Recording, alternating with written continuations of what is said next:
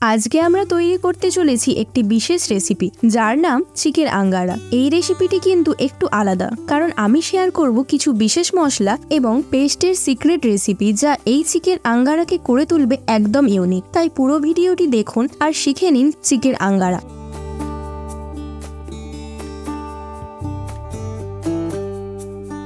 প্রথমেই আমি 250 গ্রামের মতো চিকেন নিয়ে নেব। চিকেনকে ম্যারিনেট করে রাখার জন্য স্বাদমতো লবণ, 1 চামচ হলুদ গুঁড়ো, 1 চামচ লঙ্কার গুঁড়ো আর 1 চামচ কাশ্মীরি লাল লঙ্কার গুঁড়ো এবং একটা স্পেশাল মশলা। এই স্পেশাল মশলাটা আমি আগে থেকেই তৈরি করে রেখেছিলাম।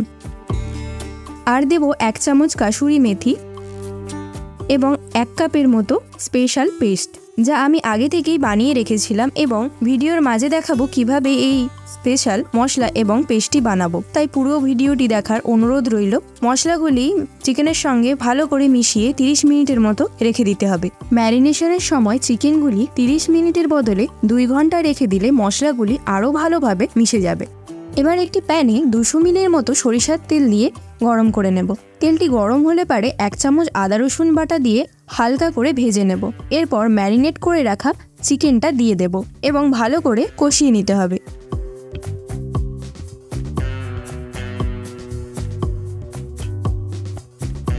মশলাটি তেল ছাড়তে শুরু করলে চিকেনের বাটিটা ধুয়ে সামান্য জল দিয়ে দেব এবং আরও কিছুক্ষণ কষিয়ে নেব। জলটা কমে আসলে 1 কাপ পরিমাণ জল আরও দিয়ে 5 থেকে 6 মিনিট রান্না করে নেব।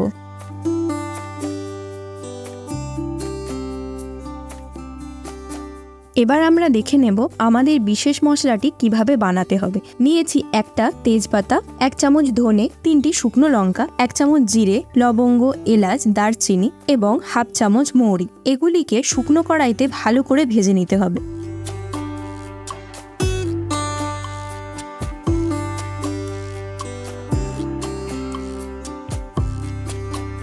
মশলার সুন্দর একটি গন্ধ উঠে আসলে মশলাগুলি নামিয়ে গুঁড়ো করে নিলেই আমাদের বিশেষ মশলা রেডি।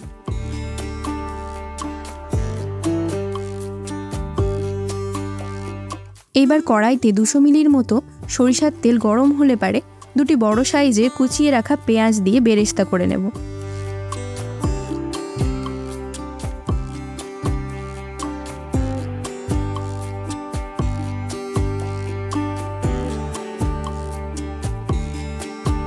বেরেস্তাটা লাল হয়ে আসলে অন্য একটি পাত্রে তুলে নেব।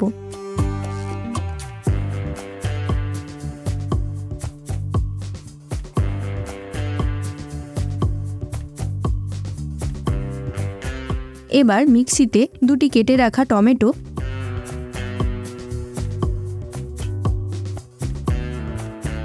বেরেস্তা করা পেঁয়াজ এবং 2 চামচ টক দই দিয়ে ভালোভাবে একটা স্মুথ পেস্ট বানিয়ে নেব। আমাদের স্পেশাল পেস্টটিও রেডি। এবার দেখি আমাদের চিকেনটা কেমন হয়েছে। চিকেনটা দারুণভাবে রান্না হয়েছে। গরম গরম ভাত বা রুটির সঙ্গে সার্ভ করার জন্য চিকেন আঙ্গারা রেডি। আশা করছি আপনাদের এই রেসিপিটি ভালো লেগেছে। যদি ভালো লেগে থাকে তাহলে লাইক, কমেন্ট ও শেয়ার করুন। নতুন নতুন রেসিপি নিয়ে আবার হাজির হব। ততদিনে সুস্থ থাকুন, ভালো থাকুন এবং আমার মজার মজার রেসিপি রান্নার জন্য সাবস্ক্রাইব করুন।